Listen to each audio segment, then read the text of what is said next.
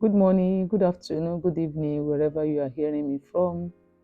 I'm Mrs. Yohanna Ayobami. We'll continue on the series, Why Do Women Need to Be Empowered? The second point that we are going to be looking into today is it will enable you as a woman to make a positive and possible decision at times. It may not be always, but at times, as a woman, as a mother, you should be able to take some positive and possible decisions. Let me give you an instance. If you have to go to your child's school and getting there, you are asked to pay like 5,000 or 2,000, as the case may be. You need to inform your husband if the need be. It depends on how you run your home. But after informing him, what do you do next? You are waiting for the money. You are waiting for the alert before you can take the step of paying. And this money must be paid there that day. What do you do? Because you are not empowered, you have to wait for him to send the money, as small as it is. As a woman, I don't think this is good enough. Let me leave the school aside. You are home alone with the children. Your husband is far away from you people. Now, one of the children developed headache, malaria, whatever we may call it. Then you are advised to buy a drug that worth 1,500, 2,000, 2,500, as the case may be. And you have to wait for your husband to come before you can go and buy the drugs. Do you think it's good enough? Do you think you are a reliable woman? The children themselves cannot even rely on you because you don't have what it takes. Your children cannot cry for chocolate. They cannot cry for biscuits if their father is not around. I'm not saying it's not your husband's responsibilities. They are to take care of you, to take care of the children. But do you think he can do all? Nothing stops you from supporting him with these little things in the house. There are some things you should do. There are some decisions you should make. Positive one in his absence. But if you are not empowered, you cannot do it. No matter how small it is. You can imagine you looking for 2,000 in the house. I'm not saying people that have it, that is by their power or is by their ability. It's just by grace. But if you are praying, I don't know the kind of religion you have.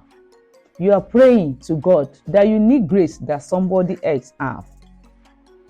How do you want the grace to start working? When you fold your two arms, you have two legs, you have two hands, and you cannot make use of them. I don't know whether you are among those women that have the mentality that whatever I want to do, my husband have to take care. He just have to do it. That is why he married me. Even the children, whatever their children need, they have to wait for their fathers. Because he asked them to come to this world. I'm not saying it's not good. And I'm not saying your husband should not handle it. But you can support little.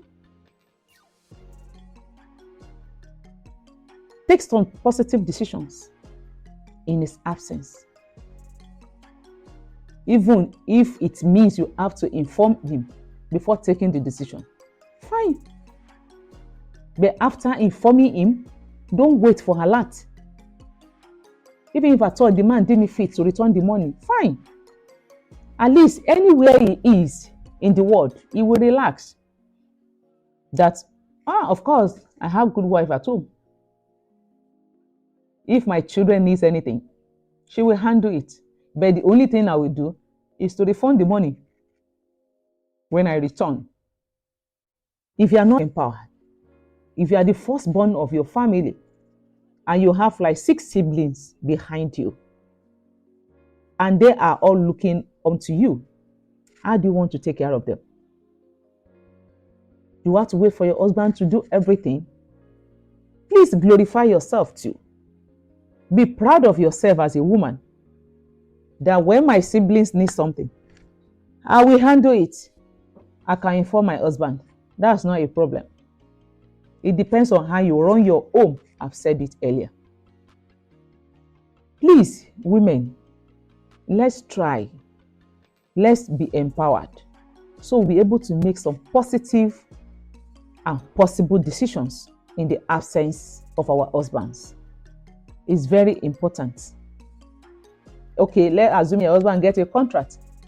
He has raised 80% of the money to execute this contract, looking for 20%. I think as a virtuous woman, you should be able to produce, or even to lend him. You can borrow him the 20%. You know, women, we know how to keep money. We can hide money. We can keep money. There's nothing bad in it. But when the needs come, you should be able to raise your husband. Please, our husbands, try to empower us. Don't shoulder everything. Carry us along.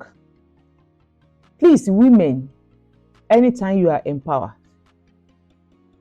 no matter the brain boss behind the empowerment, be it your husband, yourself, an NGO, your parent, do not eat your future today. May God bless us. See you next time. If you haven't subscribed, please click the notification button to hear from us again. Bye for now.